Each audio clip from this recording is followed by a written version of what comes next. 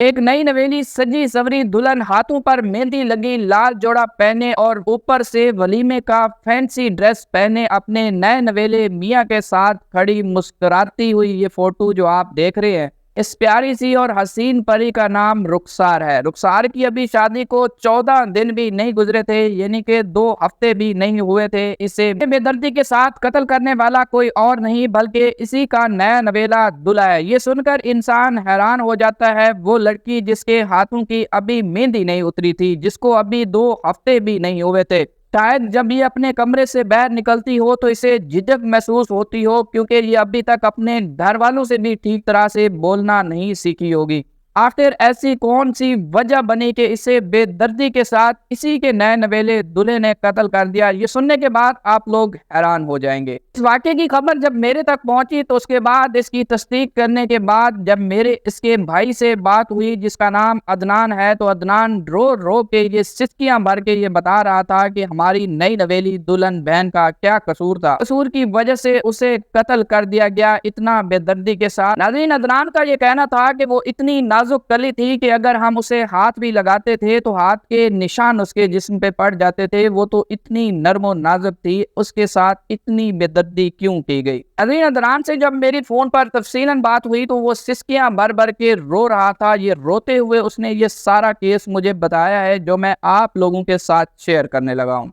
नाज़रीन, ये इंतहाई अफसोसनाक वाक़या जो है वो गुजरांवाला का है। गुजरांवाला का एक इलाका है अहमदनगर, जहाँ पर एक फैमिली रहती है और इस फैमिली के सरबराह का नाम अशरफ है। अल्लाह ताला ने मोहम्मद अशरफ को 7 बच्चों से नवाजा है, जिनमें से सबसे बड़े बेटे का नाम अदनान और उसके बाद तीसरे नंबर वाली बेटी का नाम रुखसार है। अदीन रुखसार की उम्र 24 साल, नर्मो नाजुक सुलझी हुई लड़की और हाफिज कुरान और सैकड़ों बच्चों को पढ़ाने वाली ये लड़की बहुत ही प्यारी। रुखसार जब बड़ी होती है तो उसके वालिदैन को रुखसार की शादी की फिक्र लाक होती है। तो रुखसार के वालिदैन एक रिश्ते कराने वाली आंटी उसके घर आती है तो उसे बताते हैं कि अभी हमारी रुखसार बड़ी हो गई है, रुखसार के लिए हमें कोई अच्छा सा रिश्ता बताना। अगर तुम्हारी नजर में कोई अच्छा सा रिश्ता हो तो हमें जरूर बताना। अब हमारी रुखसार बड़ी हो गई है तो हम अब अपनी रुखसार की शादी करना चाहते हैं। ये कहना था रिश्ते वाली आंटी से रुखसार के वालिदैन का। इसके बाद रिश्ते वाली आंटी रुखसार के वालिदैन को ये बताती है कि जी जरूर, अभी नजर में कोई अच्छा सा सुलझे हुए लड़के का रिश्ता आता है तो मैं जरूर आपको इन्फॉर्म करूंगी। तो इसके बाद वो उनके घर से चली जाती है। नाज़रीन, अब कुछ दिन गुजरने के बाद ये रिश्ते वाली आंटी फिर रुखसार के वालिदैन के यहाँ आती है तो आके कहती है कि मेरी इतनी फीस है और मेरे पास बहुत सारे रिश्ते हैं, इनमें से मैं एक रिश्ता आपको बताती हूँ जिस लड़के का नाम अल्ताफ हुसैन है। हुसैन खाती पीते घराने से है, बहुत अच्छा सुलझा हुआ लड़का है, इसकी फैमिली भी बहुत शॉर्ट है।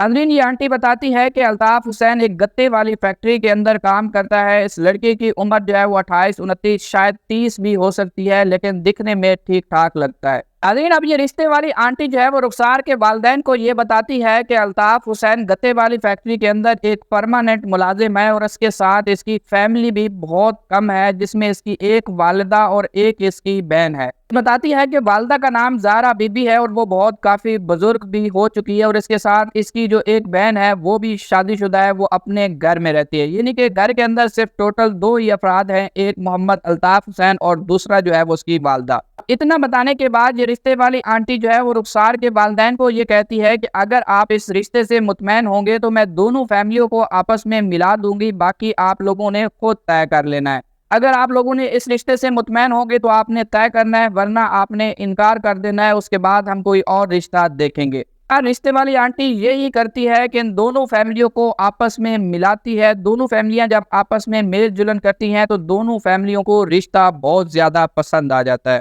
इतना पसंद आने की वजह से दोनों फैमिलियां जो हैं वो एक दूसरे से मुतमैन होती हैं और इजहार करती हैं कि हम राजी हैं।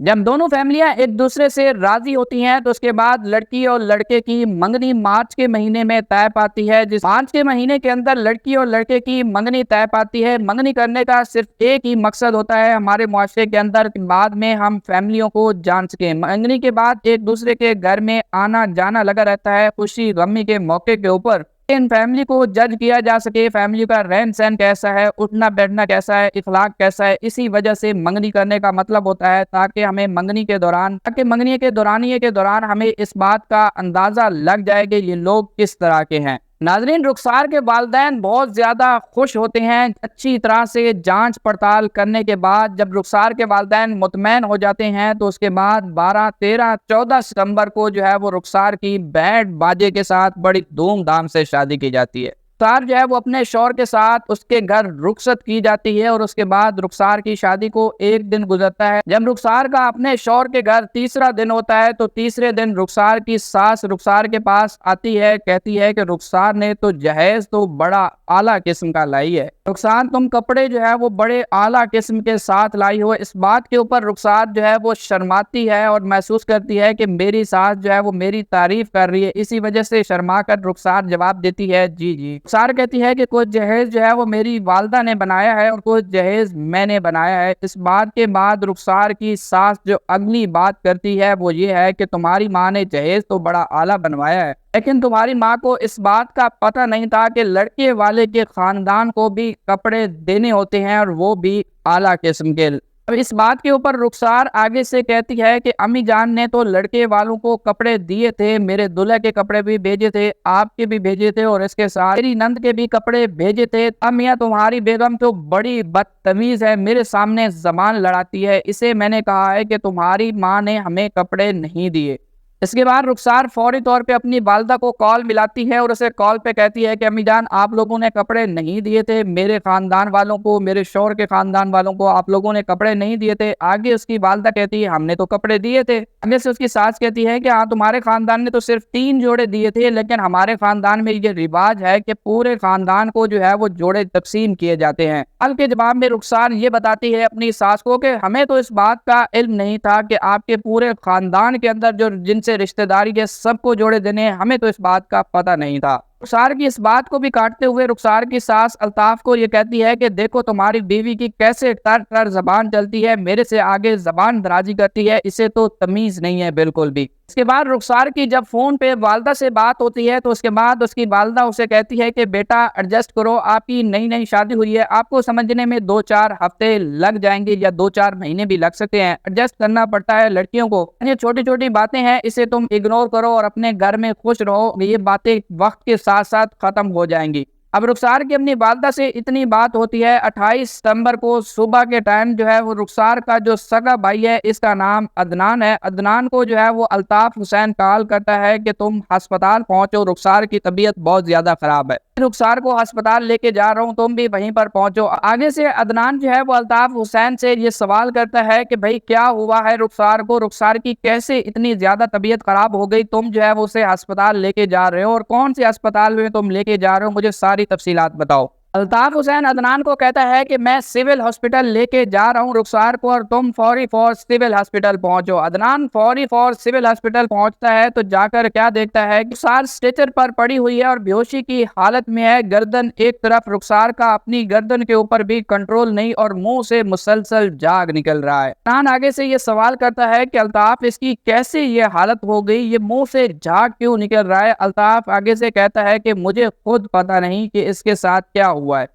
الطاف کہتا ہے کہ شاید مجھے ایسے لگتا ہے یہ کوئی غلط چیز کھا بیٹھی ہے جس کی وجہ سے اس کے منہ سے جاگ نکل رہا ہے، میں صبح جب اٹھا تو یہ چیخیں مار رہی تھی اور کہہ رہی تھی کہ مجھے بچاؤ، تو سو رہا تھا، مجھے خود پتہ نہیں کہ اس کے ساتھ کیا ہوا ہے، تو میں فوری فور جو ہے وہ اسے ہاسپٹل لے کے آیا ہوں تاکہ اس کا علاج معالجہ کیا جا سکے۔ اب الطاف عدنان کو کہتا ہے کہ دعا کرو، اللہ خیر کرے گا، ڈاکٹر اس کا چیک اپ کرتے ہیں اور اس کے بعد جو بھی بات ہوگی ڈاکٹر بتا دیں گے، اللہ خیر کرے گا۔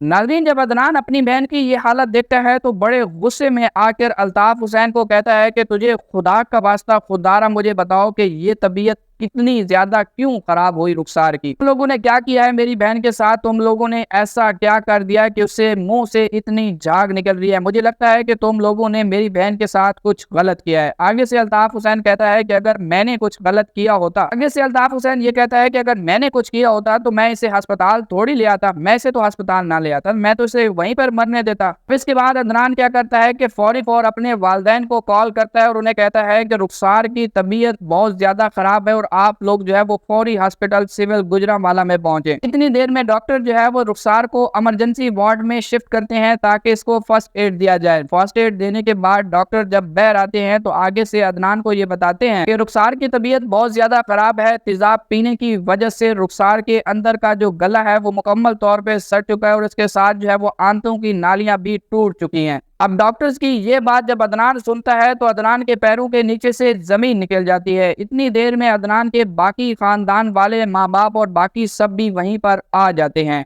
अभी ये लोग जो है वो इमरजेंसी वार्ड के सामने लड़ाई कर रहे होते हैं। इतनी दौरान डॉक्टर इन्हें आके कहता है कि रुखसार आप लोगों से कुछ कहना चाहती है, लगता है और रुखसार होश में आ गई है। ये सारे खानदान वाले जो है वो रुखसार के बेड के साथ पहुंच जाते हैं तो रुखसार बोलने की कोशिश करती है, लेकिन तेजाब पीने की वजह से रुखसार का सारा गला सड़ चुका था तो आंखों में आंसू आ जाते हैं, बोल नहीं पाती। इसी वजह से रुखसार का भाई जो है वो फौरी तौर पे पेन, पेंसिल और कॉपी जो है उसे देता है ताकि तुम कुछ लिख के दो कि तुम्हारे साथ क्या हुआ है। नाज़रीन, यहाँ पर रुखसार अपने कांपते हुए हाथों से सारी तफसीलात लिखना शुरू करती है। जब वो अपने कांपते हुए हाथों से ये बातें लिख रही थी तो इसी दौरान इसका भाई अपने मोबाइल से वीडियो भी बनाना शुरू कर देता है, क्योंकि यहाँ पर इसका भाई बहुत ज्यादा अक्लमंदी का मुजाहरा करता है। यहाँ पर एक वीडियो भी रिकॉर्ड कर लेता है और उसके बाद ये सारी तफसील जो लिखी है रुखसार ने, इसे सुनने के बाद आप लोग हैरान हो जाएंगे। फौरी फौर रुखसार का बड़ा भाई अदनान भागकर जो है वो मुतलका थाने में एक जाके एफआईआर दर्ज कराता है। ये एफआईआर दर्ज की जाती है 324 यानी के इक़दाम कत्ल की एफआईआर, जिसका मुद्दाई बनता है इसका बड़ा भाई यानी के अदनान खुद।